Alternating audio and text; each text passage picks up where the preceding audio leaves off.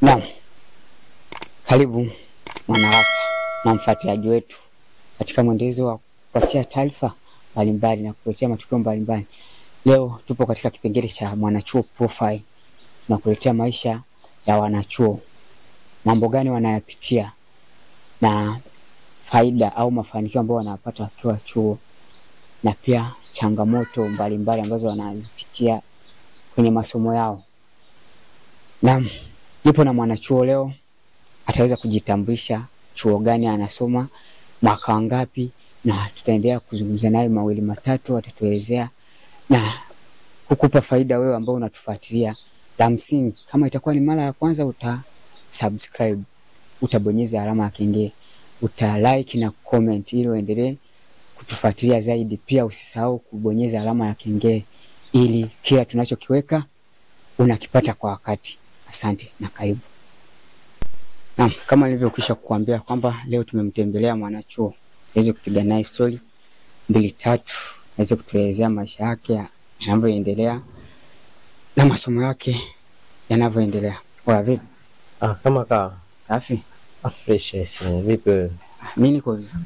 Mimi namshukuru Mungu. Kwa faida ya mfuatiliaji wa Lasa Bongo Media, unaweza kujitambulisha majina yako, chuo unachosoma, program na mwaka. Mimi naitwa Beda Goodluck, ni mwanachuo wa UDSM, nasoma mwaka 3 education. Mwalimu kabisa. Mimi ni mwalimu. Kutoka UDSM, chuo kikuu cha Dar es Salaam. Ndio.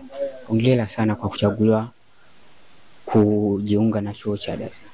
Asante sana, namshukuru Mungu. Vipi maisha yanaendaje? Maisha yanaenda tu mdogo, tupo tunapambana, tunamalizia semester ya mwaka 3. Mwaka 3 umepambana sana. Mwaka kwanza umevuka, mwaka 2 ukavuka, sasa hivi upo mwaka 3. Na kuna ile wanasema kwamba kuna watu wanaishia katikati au wana graduate katikati, yani wamalizi miaka 3 kama inavyotakiwa.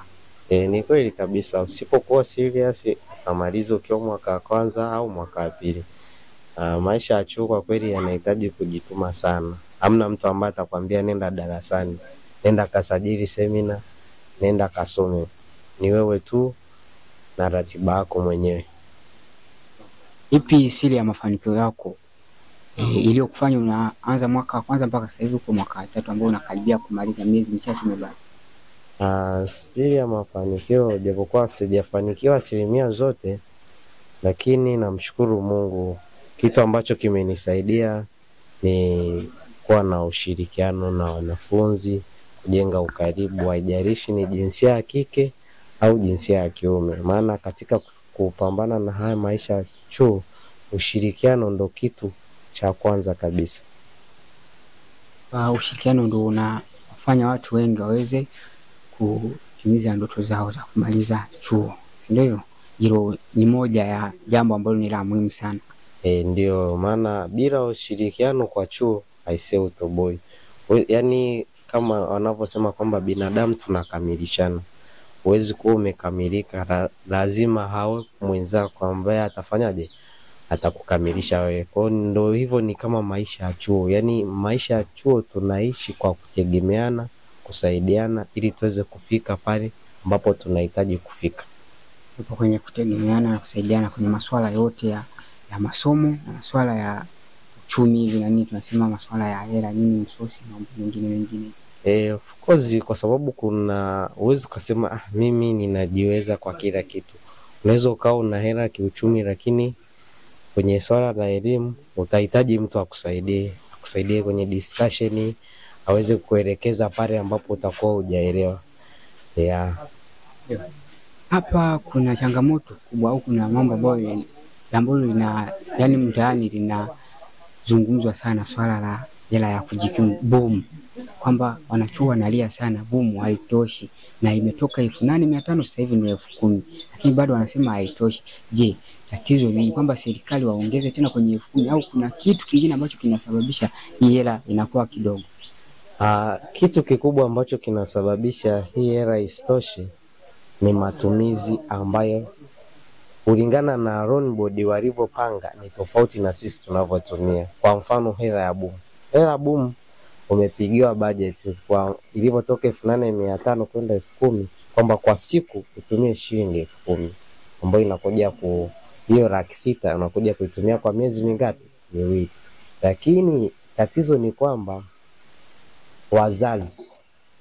wazazi wanaamini kwamba ukishapata hela ya boom, hiyo hela ulipie ada, ulipie kodi, ununue chakula, ununue kila kitu. Kwa wale watu ambao wanakaa mtaani hususan, yani kuna hela ya ulinzi, hela ya maji, hela ya umeme na vitu vingine. Kwa hiyo changamoto inatokea pale ambapo unatoa ile hela ya ada, haujui kwamba ile hela ya ada ndo ilikuwa ni matumizi yako ya kila siku.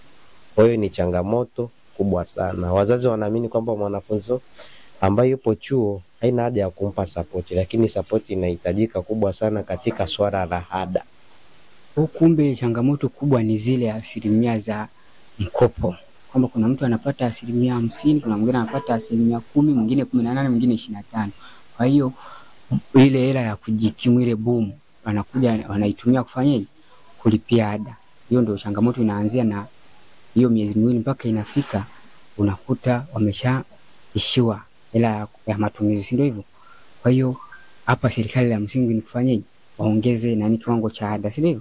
Ili waweze kuwanusuru wanachuo kuacha kutumia hela yao ya kujikimu kwenye kulipa ada. Pia unashauri nini serikali wafanye nini kwenye jamii, ili kama ulivyosema kwamba labda wazazi wanaamini kwamba wazazi wanaamini kwamba ukishakuja chuo hamna haja nyingine ya kusaidia. Serikali wafanyeje ili wazazi na wenyewe waweze kupata 1, 2, 3 ambayo itaweza kusaidia watoto wao chuoni? Mimi naona serikali ingetoa mchango mkubwa hasa kwenye elimu, kwamba wazazi wapewe elimu. Wasiamini kwamba mwanafunzi akishapata mkopo kazi yao wazazi imeisha. Hapana. Kuna baadhi wanafunzi wanapata asilimia zote, kuna wengine wanapata 50% au wengine wanapata pungufu. Kwa hiyo serikali ingewasaidia kuelimisha wazazi kwamba japokuwa ni mwanachuo lakini anahitaji support, anatakiwa kusaidiwa hasa kwenye swala la ada ili boom iweze kutosha. Ndio kitu cha msingi kabisa. Sawa. Kwamba serikali watoe elimu kwa wazazi, ndio hivyo. Kuna faida gani au ni mpaka sasa ni faida gani ambayo umeipata kujiunga na chuo mpaka muda huu unaenda kumaliza makata? Faida ni nyingi sana. Faida ni nyingi sana ambazo nimezipata, kwa sababu toka nimekuja mwaka wa kwanza kuna watu nilikuwa sifahamiani nao, lakini nimefahamiana nao. Kuna tabia ambazo mimi nilikuwa sizijui, lakini sasa hivi nimezijua. Kuna vitu ambavyo kwenye swala la elimu nilikuwa sijui, lakini sasa hivi nimejua. Mfano mimi nisingeweza kusimama mbele ya watu na nikaanza kuongea kwa sababu nilikuwa sina confidence. Lakini chuo kimenipa confidence na ninaweza kusimama mbele ya watu nikaongea kitu chochote ambacho ni kitawaelimisha na jamii au kitawasaidia jamii kwa ujumla. Ndio faida. Kila sehemu au kila kitu kina faida na changamoto au hasara. Kwa kweli ni changamoto gani ambayo umezipitia ukiwa katika mazingira ya chuo, katika masomo yako tangu umeanza mwaka kwanza mpaka huu mwaka 3, na namna gani umeweza kukabiliana na hizo changamoto ili uendelee kuwa chuoni? Changamoto ambazo nimekuwa zikinikumba hasa katika maisha hapa chuoni ni kwamba unakuta labda mimi natumia hela yangu ya boom kulipa kodi, yangu ya boom nijibane nilipe ada. Kwa hizo ni changamoto ambazo unakuta kama ni miezi miwili boom lishakata. Yaani hiyo ni changamoto, inakulazimu sasa ukakope, na unavokopa ni kwamba unatumia boom linalokuja. Kwa hiyo hii ni changamoto kubwa sana ambayo nimekuwa nikipitia. Changamoto yako kubwa sana kwenye swala la hela, sio? Ni namna gani umeweza kutatua au kupambana na hii changamoto na imekusaidia mpaka sasa umefika mwaka 3 unakaribia kumaliza? Mimi namshukuru Mungu kwa sababu kwa watu ambao nahisi nimekutana nao wamekuwa wakinisaidia hasa ninapoishiwa. Ndio kitu ambacho namshukuru Mungu, na tujifunze kwamba kujenga ukaribu na watu mbalimbali. Urafiki ni kitu cha muhimu sana, maana rafiki ndiye anaweza akakusaidia. Wanasema kwamba unapotoka sehemu moja kwenda sehemu nyingine, jitahidi ujenge urafiki. kwa sababu huyo rafiki ndo anaweza kaa kama mzazi wako. Mzazi wako yupo mbali, ukipata shida upo huku mkoani, upo Dar au upo huku chuo, mtu wa karibu ambaye ataweza kukusaidia ni rafiki yako. Mzazi anaweza kaa mbali, labda utaugua, utapata shida yoyote. Kwa hiyo mtu wa kwanza ni rafiki, atakusaidia. Mzazi huwezi ukamwambia ninaumwa akatoka mkoani aje huku chuo akupeleke hospitali. Atakaye kupeleka hospitali ni rafiki yako. Kwa hiyo ndo kitu cha muhimu cha kujifunza. Yes. Umetaja changamoto moja kwamba ni masuala ya pesa tu. Kuna tatizo la mapenzi chuoni. Kwako wewe hilo sio changamoto? Kwangu mimi sioni kama ni changamoto. Labda changamoto nilipata nikiwa mwaka wa kwanza, lakini nilivyoingia mwaka wa pili nikajitambua. Unapokuja mwaka wa kwanza kuna vitu unakuwa uvielewi, huwezi ukafika chuo ukajua kila kitu. Kwa hiyo wanasema kwamba mazingira yana tabia ya kumfundisha mtu, au watu ambao unaishi nao wanaweza wakakufundisha kitu. Kwa hiyo kwa sasa hivi mimi sioni kama ni changamoto. Labda kama nilivyokuwa mwaka wa kwanza ndo nilipata changamoto kubwa sana.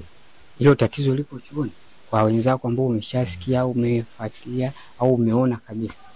Lipo sana kwa kweli. Unaweza ukawa venue ukasikia tangazo la kushtua kwa kweli, labda kuna mwanafunzi mwenzenu amekutwa labda kwake amejinyonga.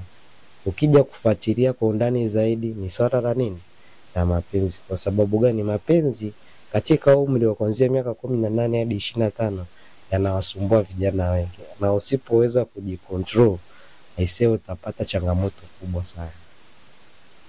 Hicho kitu kipo kama tunavyosikia mtaani huko, anasema kwamba chuo siji mapenzi kwanza ni ya uongo siji nini, lakini bado hata kama ni ya uongo kuna wengine wanadumu katika mapenzi wakiwa chuo na wanafanya vizuri kwenye masomo yao.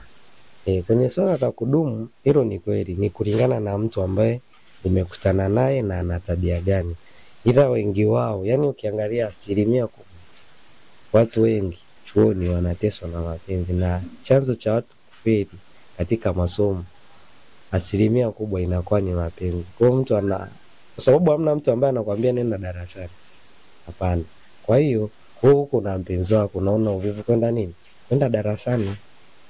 Mapenzi ni chanzo kikubwa ambacho kinaweza kikamfanya mtu asifikie malengo yao.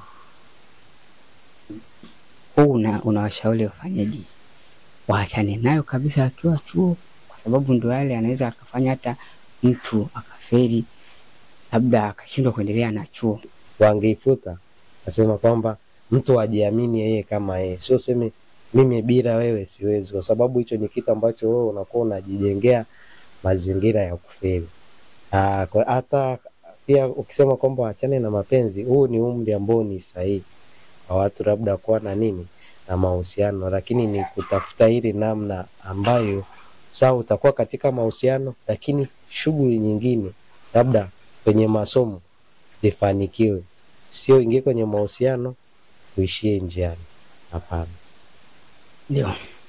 Unaweza ukawaambia wanaotamani kuja chuo kikuu cha Dar es Salaam una faida gani, au kiujumla kuna umuhimu wa kuja chuoni hapa kwako wewe kulingana na ulichokipata hapa, na ni neema gani ambayo ipo hapa chuoni itakaowafanya watu watamani kuja chuoni chuo kikuu cha Dar es Salaam? Mimi nawashauri waje, kwa sababu sasa hivi kuna changamoto ya ajira, lakini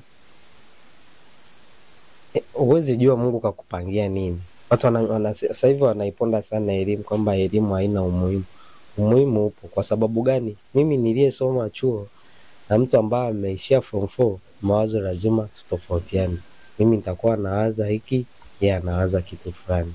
Kwa hiyo nawashauri waje chuo wapate vitu vingine ambavyo hawajai kuvi-experience katika maisha yao. Ndio.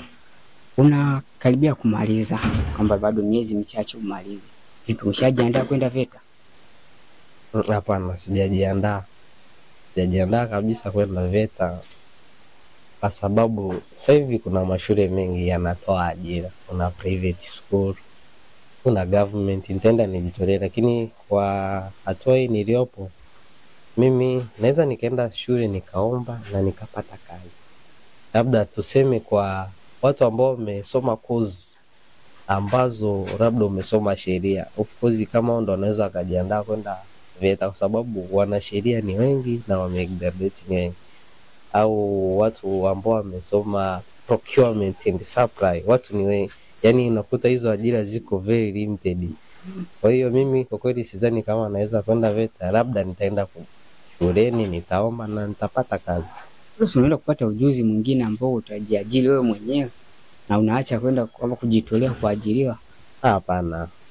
Kwa sasa hivi mimi naona yani kwa hichi nilichokipata katika hapa chuo chetu inanitosha. Haina haja kwenda kwamba niende VETA, hapana. Sawa. Umeelezea mambo mengi, changamoto na faida na neema iliyopo chuoni. Kwa ujumla, kuna watu wale wanaotamani kuja wanaomaliza form 6 hapa na wanategemea kwenda jeshi. Kama atabahatika kutoka jeshi watapangiwa wataomba kwenda chuo. Kwako wewe, ushauri wako kwa hawa wanaotegemea kwenda vyuoni kujiunga na vyuo, ushauri wako kwa ujumla kwa wote? Ninachowashauri wale watu, unajua unapokuwa form 6 kuna wale walimu wa field wanakuja wanakuambia yani jamani maisha ya chuo ni bata. Lakini ukifika chuoni ukiendelea na ile msemo ambao ulikuwa unasikia na walimu wanakuambia, wale walimu wa field wanasema kwamba maisha ya chuo ni bata. Yani ukifika chuo yani wewe ni hivyo, lakini uamini kwamba chuo ni sio bata. Wewe ni unatakiwa yani uvae viatu vyako wewe mwenyewe. Usisikilize maneno ya watu kwamba chuo ni bata. Kwamba chuo ni bata usipoingia venue unafaulu, hapana. Lazima wajipange kwamba kwa ajili ya nini? Ya mapambano. Usipopambana taishia njiani. Sawa. Bwana Beda, nikushukuru sana kwa kutupa ushirikiano, kwa kukubali kupiga nasi story na kutupa mawazo yako, pia kutupa maarifa yako. Itakuwa ni faida kwa wafuatiliaji na watu wengi watakaopata maelezo yako hapa, itakuwa ni faida kwao. Nikushukuru sana. Na mimi nashukuru pia na karibu pia. Asante. Naam, tulikuwa tunaongea na Beda, mwanachuo kutoka Chuo Kikuu cha Dar es Salaam. Ameeleza mambo mengi na najua kabisa yatakuwa yana faida kwa watakao yapata, kwa wale wanaoendelea, ambao wamemaliza na pia wanaotegemea kujiunga na chuo. Nikusi, kama ni mara yako ya kwanza, usubscribe, ubonyeze alama ya kengele, pia ulike na comment ili kila taarifa tunayoweka huo unaipata kwa wakati. Nikushukuru sana kwa kutumia muda wako kutusikiliza. Asante.